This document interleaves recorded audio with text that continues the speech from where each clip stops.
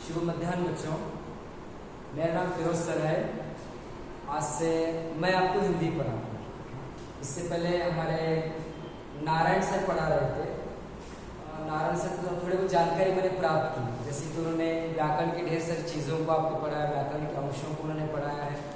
साथ ही साथ इसमें आने वाली कविता नंबर 1 का जो गुड़िया, वे भी उन्होंने पढ़ाया है। उसमें आने वाले जो प्रश्नोत्तर थे बच्चों, शब्दार्थ वगैरह, ये सब भी उन्होंने विवरण दिया है। ये जानकारी मैंने प्राप्त की। तो मेरा निवेदन है कि बच्चों इस कविता को और इसके शब्दार्थ जो यहाँ पे दिए गए हैं और प्रश्नोत्तर, ये अपने CW कॉपी में लिखिए और मेरे नंबर पर व्हाट्सएप कीजिए। हाँ, मैं आपकी सारी कॉपीज में चेक करूँगा उसके बाद माध्यम से।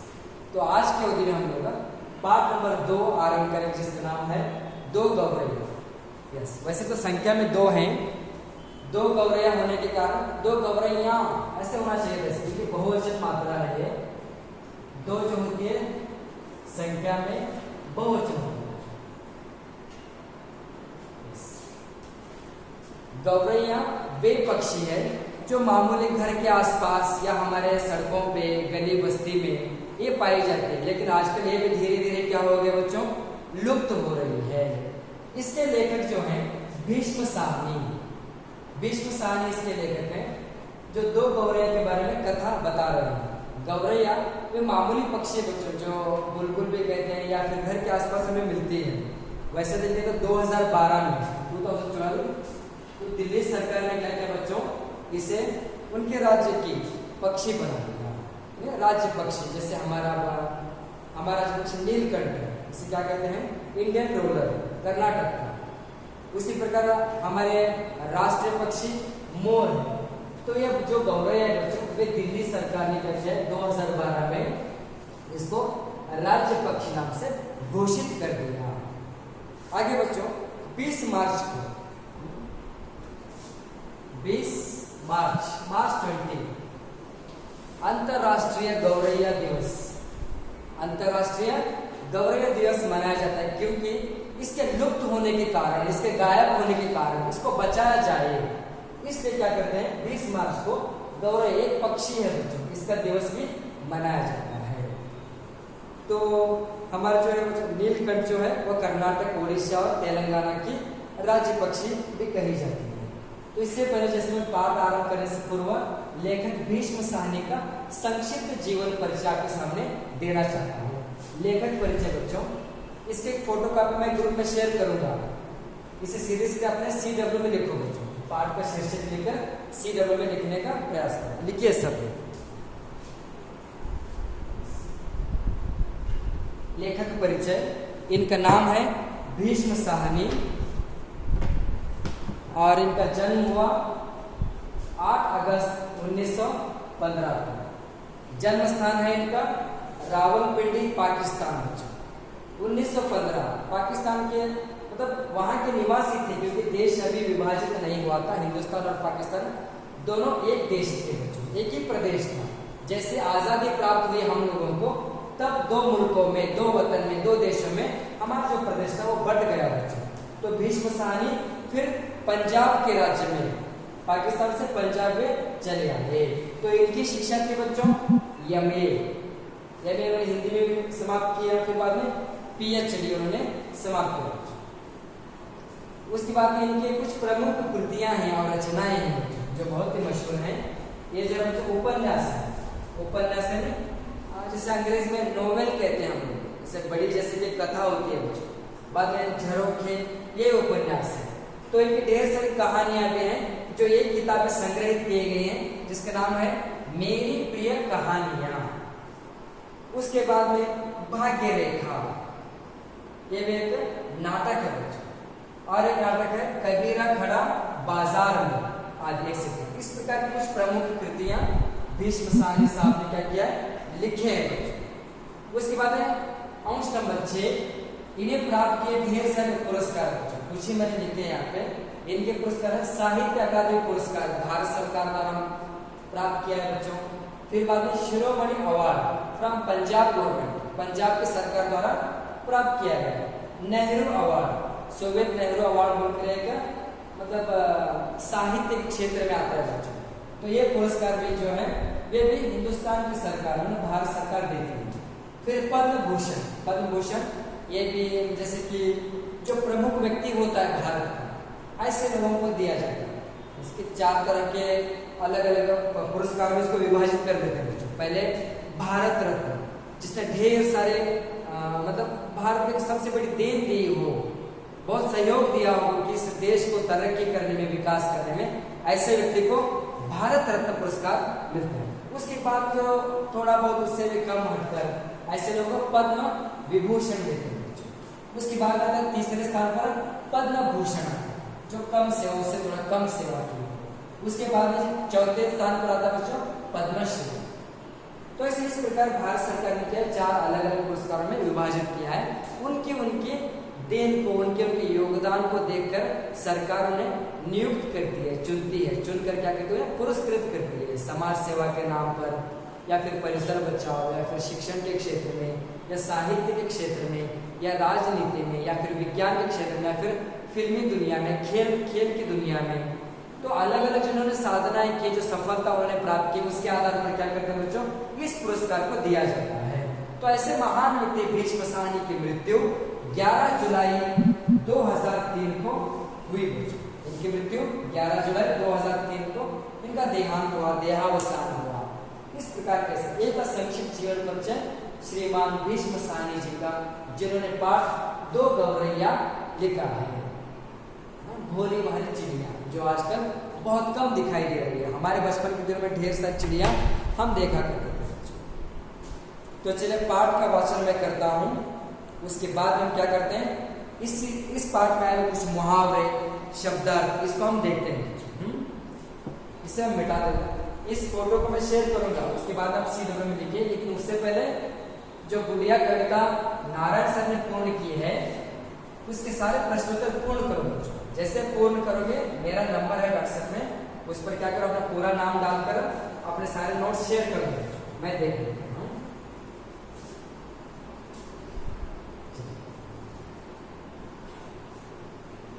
आपके पास किताबें होंगे,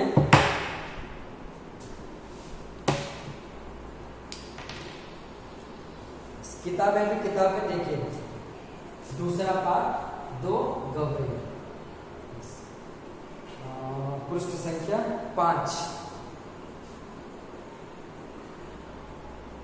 घर में हम 3 ही व्यक्ति रहते हैं।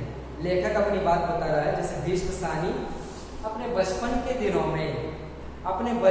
दिनों में जो उनके घर निवास में हुई घटना के बारे में चर्चा कर रहे हैं कि क्या घटना घटी थी। 3 व्यक्ति थे, वे कौन कौन थे, वो सारा जो भी विवरण था, जो भी घटना घटी थी, उसका संक्षिप्त परिचय यहाँ पे दे रहे हैं। घर में हम 3 ही व्यक्ति रहते हैं, माँ, पिताजी और मैं।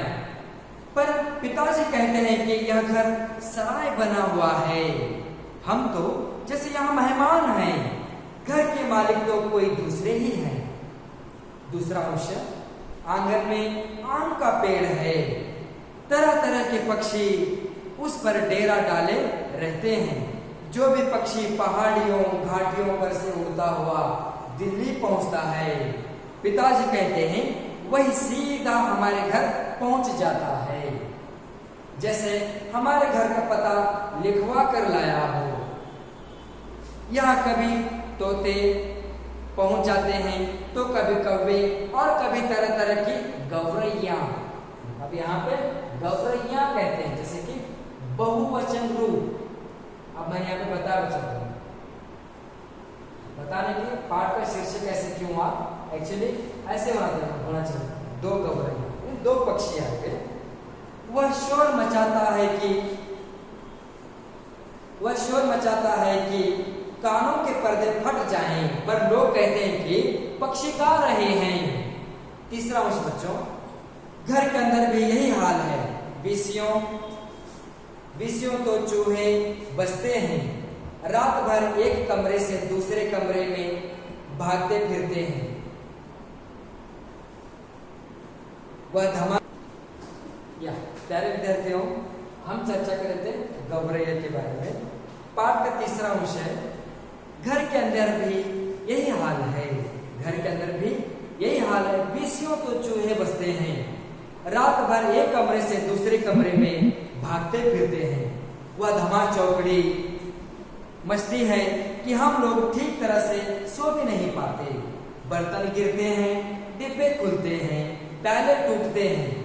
एक चूहा अंगीठी के पीछे बैठना पसंद करता है, शायद बूढ़ा है, उसे सर्दी बहुत लगती है। एक दूसरा है जिसे बाथरूम की टंकी पर चढ़कर बैठना पसंद है, उसे शायद गर्मी बहुत लगती है। बिल्ली हमारे घर में रहती है तो नहीं, मगर घर उसे भी पसंद है और वह कभी कभी झांक जाती है। मन आया तो अंदर आकर दूध पी गई, न मन आया तो बाहर से ही फिर आऊंगी कहकर चली जाती है, टाटा बाय बाय कहकर। शाम पड़ते ही 2-3 चमगादड़ कमरों की आर पार पर फैलाए कसरत करने लगते हैं।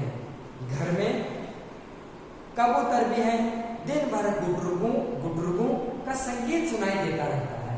इतने पर ही बस नहीं, घर में छिपकलियां भी हैं और बर्रे भी हैं और चींटियों की तो जैसे फौज ही छावनी डाले हुए हैं।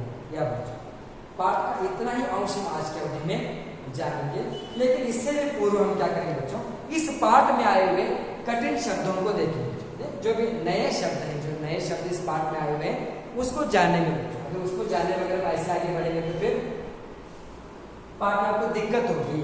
बीच बीच में बताता रहूंगा कि जहां पे आपको परेशानी या फिर नया शब्द है तो मैं जरूर इसका विवरण दूंगा बच्चों। तो शब्दार्थ किस प्रकार है बच्चों, पृष्ठ संख्या 11। सराय, सराय से तात्पर्य यात्रियों के लिए कुछ समय रुकने की जगह, मुसाफिर खाना, जिसके कोई जर्नी कर रहा है, ऐसे यात्रियों को क्या करते हैं, वहां पर ठहरने के लिए मुफ्त में, फ्री, बिना पैसे के। आजकल जैसे आप देखते हो पैसों में पैसे लेकर आप कहीं पे जाए, या फिर होटल्स वगैरह, लॉज होते हैं जहाँ पे फीस होती है, चार्जेस होते हैं, लगते हैं वहां पे निवास करने के लिए, रहने के लिए। लेकिन बच्चों यहाँ पे बताते हैं सराय राजा महाराजा के दौर में फ्री ऑफ कास्ट, बिना पैसे के, मुफ्त में क्या करते थे, मुसाफिरों को, रास्ते में आने जाने वाले यात्रियों को, जहाँ पे भी रात होती थी रुकने के लिए, उन्हें खान पान की व्यवस्था भी की जाती थी बच्चों। नंबर 2 डेरा, डेरा में बच्चों रहने की जगह, पड़ाव, जैसे कि टेम्पररी स्थान, तात्कालिक, नॉट अ परमानेंट, हमेशा के लिए नहीं, जो कुछ ही समय के लिए रहने, जैसे कि सैनिक वगैरह टेंट लगाते हैं जहाँ भी युद्ध में जाए, तो वे वाले टेंट आप कह सकते हैं बच्चों, पड़ाव। शोर है बच्चों हल्ला, कोलाहल, जैसे बच्चे शोर मचाते हैं। धमा चौकड़ी, उछल कूद।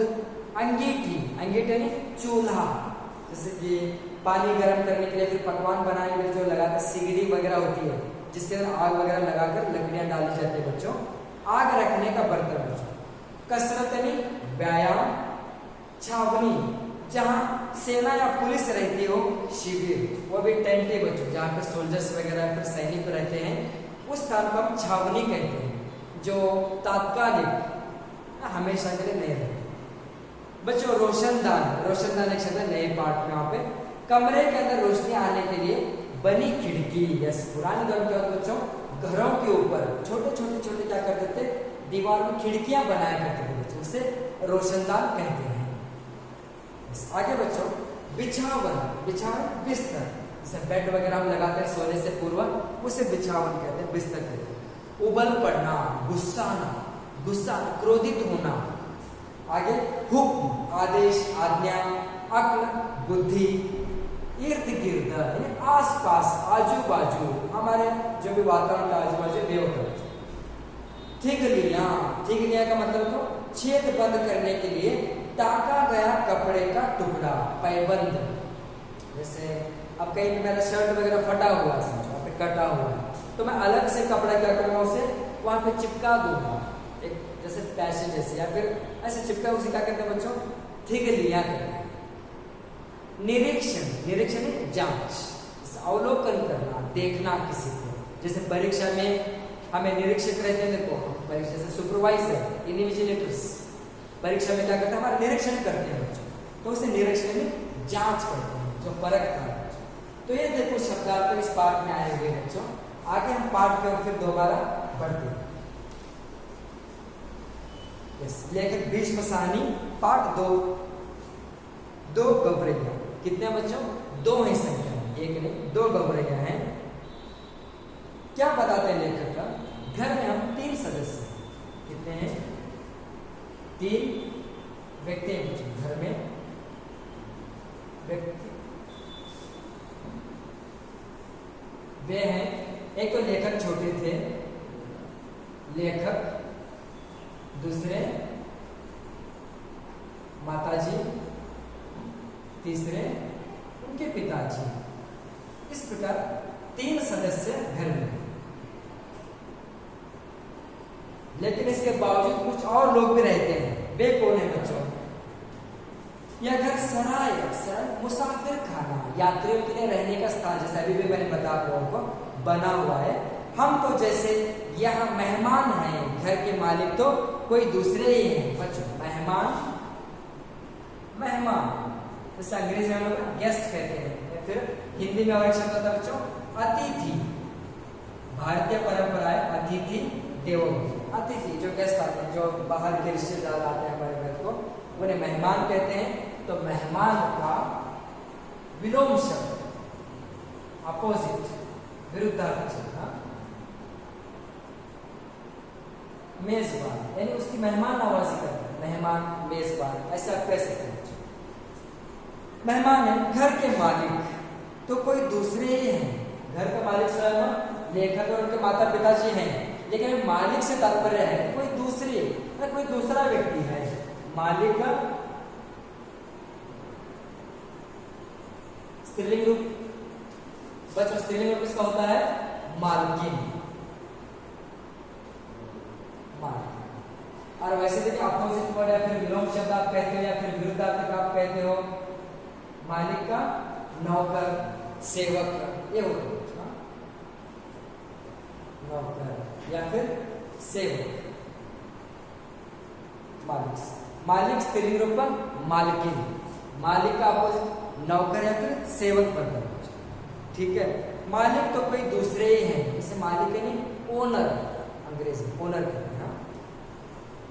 दूसरा अंश बच्चों, आंगन में आम का पेड़ है। यस, लेखक के घर के आंगन में रहता है आम का, मैंगो ट्री, आम का पेड़ है। पेड़ का समानार्थक शब्द बनता है बच्चों, क्या कहते हैं?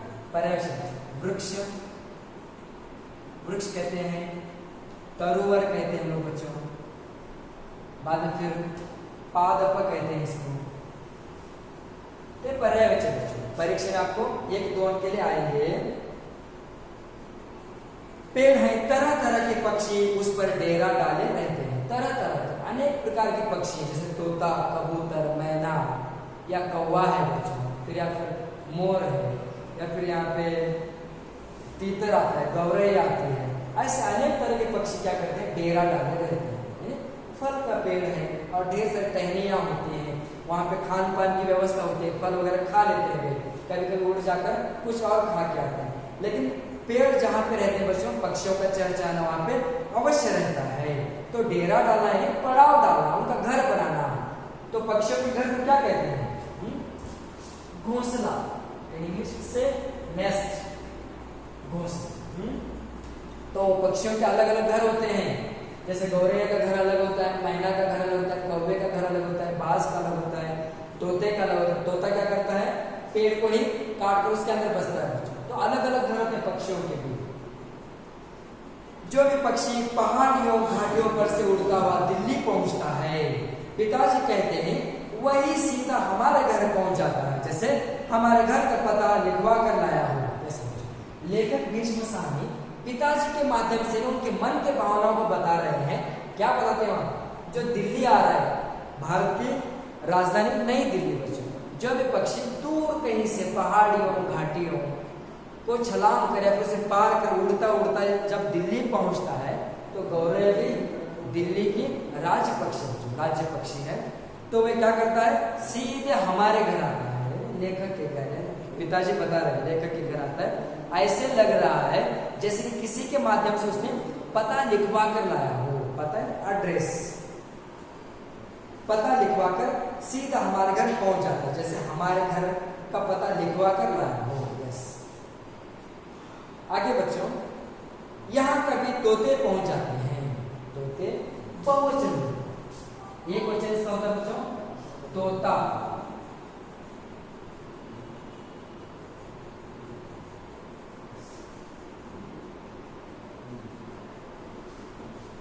तोता तोते, एक वचन शब्द है तोता, बहुवचन है तोते। तोते को पैरट जिसे कहते हैं बच्चों, हाँ तो वे।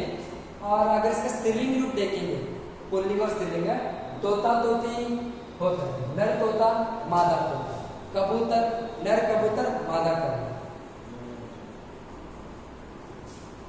नेक्स्ट बच्चों, यहाँ कभी तोते पहुंच जाते हैं तो कभी कौवे, क्रौ कागे गरु कौवे आते हैं, और कभी तरह तरह की गौरई, ये है तरह तरह के अलग अलग छोटे छोटे पक्षी आते हैं, परिंदे आते हैं, पंछी आते हैं।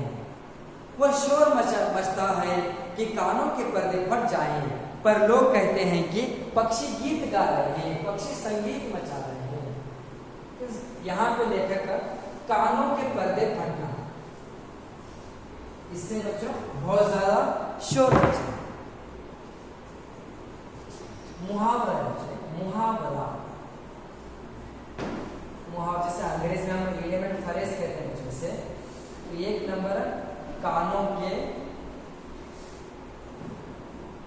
के पर्दे फटना, इसका अर्थ है बच्चों बहुत ज्यादा शोर होना, बहुत शोर मचना, शोर मचना, हल्ला होना। परीक्षा में बच्चों क्या करेंगे, इन्हें अपने वाक्यों में प्रयोग करने के लिए कहेंगे। यस, एक वाक्य आप बना सकते हो, क्या वाक्य होगा? कानों के पर्दे फटना, कान यस कीवी होगी, पर्दे मतलब जो अंदर जो पर्दा होता है छोटा सा कर्टन्स, वो फटना, ब्रेक, बहुत शोर मचना। वाक्य जैसे कि जब कभी गुरुजी कक्षा से बाहर जाते हैं तो बच्चे इतना शोर मचाते हैं कि एक दूसरे के कान के पर्दे फट जाते हैं। जब गुरुजी कक्षा से बाहर जाते हैं, या फिर लोग आजकल मेले में इस तरह के गीत संगीत बजाते हैं कि कान के पर्दे फट जाते हैं। इस प्रकार हाँ, शादियों में हम इतना संगीत बजाते हैं कि हमारे कान के पर्दे फट जाते हैं। तो ये क्या बच्चा मुहावरा है, कान के पर्दे फटना, यानी बहुत शोर मचना, फट जाए। पर लोग कहते हैं कि पक्षी गा रहे हैं, लोग मतलब पिताजी इनके तंग आ गए हैं, पिताजी इनकी उदासीनता, क्रोधित हैं, आग बबला हो जाते हैं। देखिए बच्चों, हम लोग प्राणी पक्षियों को बहुत ज्यादा प्रेम करते हैं, लेकिन भीष्म सानी के पिताजी कैसे यहाँ पे एकदम विलोम है, विपरीत है इनका स्वभाव कि पक्षियों से वे तंग आ गए हैं। घर में चूहे हैं, वो आगे आते हैं बच्चों, क्या क्या है उनके घर में है बच्चों। यस, अंश नंबर 3, घर के अंदर भी यही हाल है, घर के बाहर यानी जहाँ पे आम का पेड़ है या उनका छोटा सा बगीचा होगा, आम इमली का, तो अलग अलग फल के पेड़ वगैरह होंगे बच्चों। तो यहाँ पे अब घर के अंदर का हाल देखिए, अंदर इसका विलोम शब्द होता है बच्चों बाहर, अंदर बाहर। हाल, हाल से पता बच्चों, हाल यानी दशा या फिर स्थिति आप कह सकते हैं। दशा स्थिति, हाल से दशा या स्थिति, या फिर आप बच्चों और एक शब्द है, हाल को मैं अगर चंद्र लगा दूं ऊपर में इतना लगा दूंगा, आगत शब्द हा का हो गया हॉल, हॉल अंग्रेजी शब्द है बच्चों, हॉल अंग्रेजी शब्द है जो हिंदी भाषा में आया हुआ है। तो ऐसे शब्दों को हम क्या कहते हैं? आगत स्वर कहते हैं। हिंदी के व्याकरण में आगत स्वर, इसकी ध्वनि ना आ होती है ना ही ओ होती है, इन दोनों की बीच की ध्वनि होती है ओ। इसलिए हॉल, बॉल, ऑफिस, कॉफी, ये सारे शब्द प्रयोग होते हैं। तो यहाँ पे हाल यानी दशा, स्थिति, कंडीशन।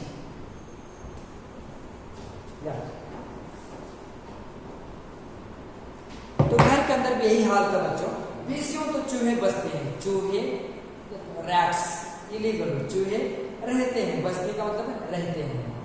उसके बाद में रात भर एक कमरे से दूसरे कमरे में भागते रहते हैं। कमरे, घर के ढेर सारे कमरे होंगे, कभी पहले कमरे में कभी दूसरे कमरे में आना जाना उन चूहों का लगा ही रहता है। वह धमा चौकड़ी मचती है। एक और मुहावरा, धमा चौकड़ी मचाना, धमा चौकड़ी मचना या फिर मचाना। तो इससे भी तात्पर्य है बहुत शोर मचना, बहुत हल्ला होना या फिर शोर मचना। इसका भी वाक्य प्रयोग आप करोगे तो भी चलेगा। जब नेताजी मुदौड़ आ रहे थे तो लोगों ने ढेर सारी धमा चौकड़ी मचा दी, बहुत शोर उन्होंने मचा। तो ये लोग ठीक तरह से सो भी नहीं पाते, इतना शोर चूहे मचाते हैं कि वो ठीक तरह से नींद नहीं कर पाते।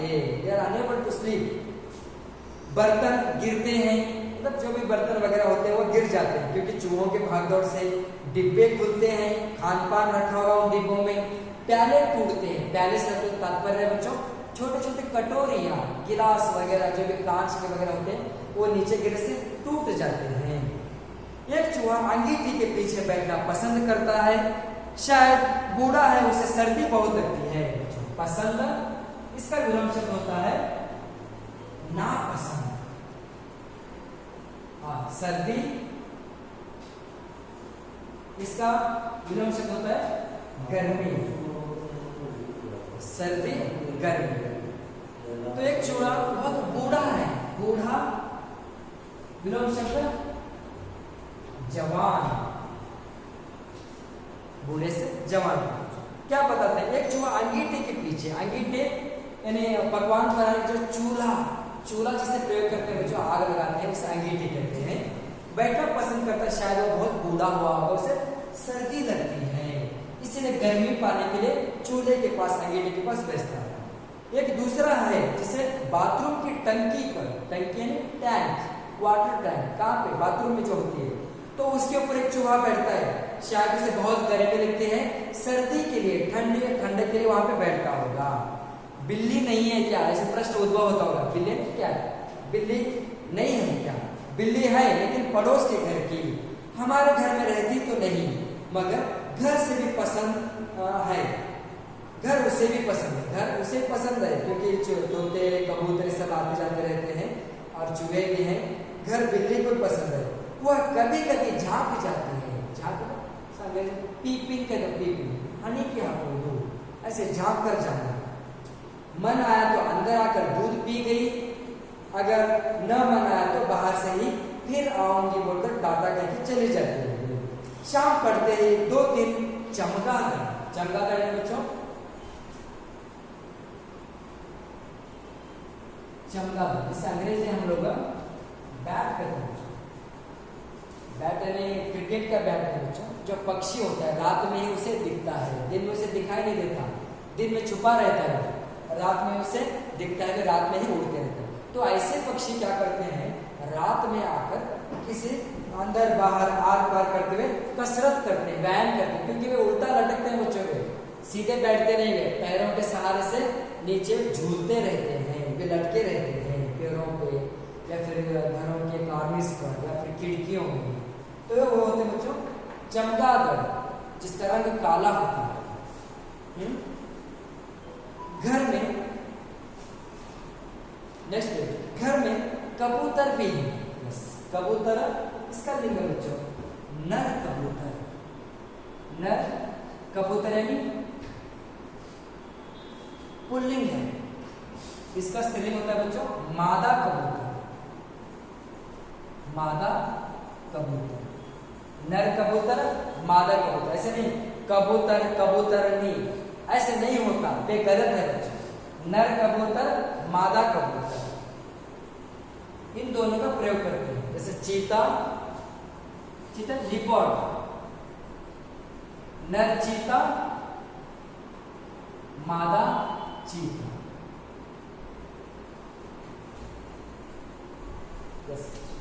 ये नर और मादा पुल्लिंग और स्त्रीलिंग को दर्शाते हैं। तो ये भी 1-2 अंक के लिए आएगा, इस पर भी ध्यान दें। विलोम शब्द, लिंग, वचन। हाँ, कबूतर भी है, दिन भर पूरा दिन भर क्या करते कबूतर? गुटरुगों का संगीत करते रहते हैं, सुनाई देता रहता है, शोर बचाते रहते हैं। इतने पर ही बस नहीं, घर में छिपकलियां, छिपकली, छिपकली यानी लिजार्ड जिसे कहते हैं। हाँ, छिपकलियां बहुवचन रूप। इसके अंदर छिपकली को या प्रत्यय लगने से यह बहुवचन शब्द में परिवर्तन हो गया है। लिजार्ड्स, छिपकलियां भी हैं और बर्रे भी हैं, और चींटियों की तो जैसे फौज की छावनी डाले हुए हैं। बर्रे ने बच्चों वे कीड़ा जो मधुमक्खी की तरह, हनी बी, मधुमक्खी की तरह ही दिखता है, वो भी छत्ता बनाकर वास करता है घरों के अंदर। दिन भर वे क्या करता है? भूं भूं की आवाज करते हुए घूमते रहते हैं, ऐसा वाला कीड़ा बच्चों। फिर बात है चींटियां, मतलब चींटियां एंड्स,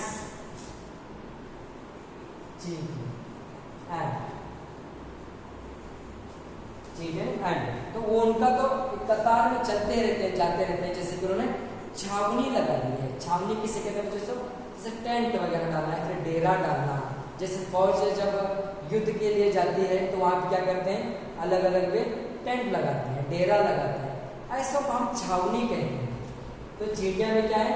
लेकर के घर में ढेर सारी भरी हुई हैं। तो ये था बच्चों हमारा प्रस्तुत का पार्ट 5। तो इसके अंदर किसी प्रकार की दिक्कतें हैं तो आप मुझसे पूछ सकते हो।